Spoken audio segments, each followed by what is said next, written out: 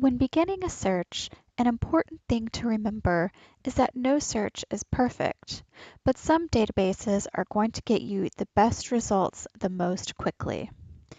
QuickSearch, available through the front page of the University Libraries website, is the fastest and easiest way to get a variety of sources for any research project. For example, if I am interested in finding out if the climate is changing as a result of the coal industry, I can come to the University Libraries website and try my search query in the main search box, QuickSearch.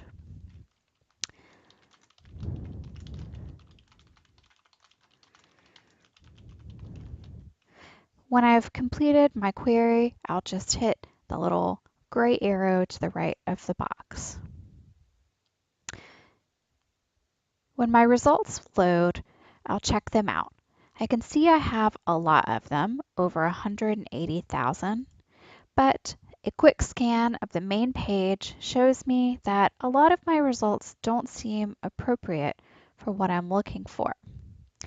I see a lot of complicated scientific jargon, and I'm not sure that this is exactly what I'm looking for. If I get results that don't give me results that I find compelling, then I need to reevaluate my search. If we scroll back up to the top of the page, we can look at the query and think, what can I do differently here?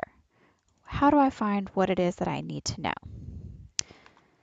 So we'll see that the search box is asking for a keyword, not a question. What I could do here is actually just try to simplify my search. And let's say I'm interested in climate change. I can search for that. And one thing we'll notice is we have a lot more results, over 5 million. QuickSearch will favor the more relevant results, and they will float to the top of our search.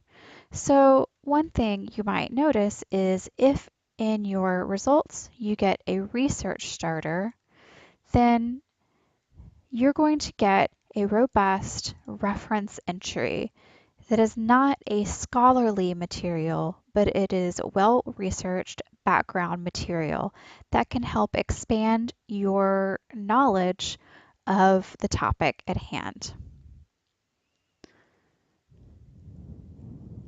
As we can see, this entry is quite robust, and it's got some great vocabulary in it that we might need to know before we read the scholarly sources. We also have a bibliography that can point us in the direction of other books and articles that could be useful for us. So now that we have found and used one of our research starters, we can go back to our results list and see what else we have. So I know that climate change is going to be too broad for what I'm looking for. If I go to advanced search, I'm able to add to my search. So I know I'm interested in both climate change and the coal industry. If I add that to my search, I can continue my search, and you'll see that that has reduced my number of results from over 5 million to over 300,000, which is still a heck of a lot of results. But if I look down to the refiners on the left-hand side, I have the option to refine by date, maybe just get some things that are more recent. And I also have the option to refine by source type.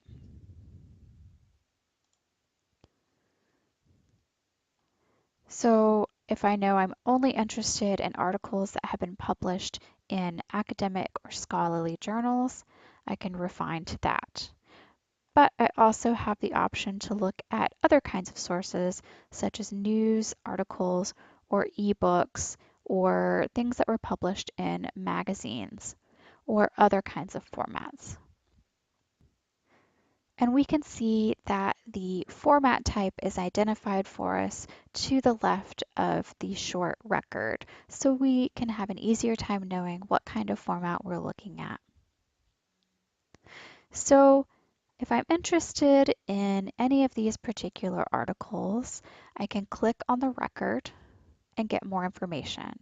For example, what journal was it published in, when was it published, and what volume and issue, and how many pages. We also get subject terms that might help with expanding our vocabulary in terms of what we might search for next. We can also click on any of these and be given a new list. One of the most important things of a record is the abstract, which is a brief summary of the article and the author's conclusions. We also have a link to the PDF full text if available, and we can go back to our record and use the toolbar on the right to do a number of useful things. For example, email the article to yourself. You can also use the citation tool, which allows you to find the citation that's appropriate for your paper, and you can copy and paste this into your bibliography. However, you should be aware that these are computer-generated citations and not always appropriately formatted. So you always want to double check against your style guide. There is a brief style guide linked here, which will give you several examples of the appropriate way to format a citation in a bibliography. We can return to our results list and continue to refine and search and add to or change our keywords based on what we find. And as always, if you get stuck and need help, you can return to the University Libraries homepage and click on the Ask a Librarian link in the top left corner.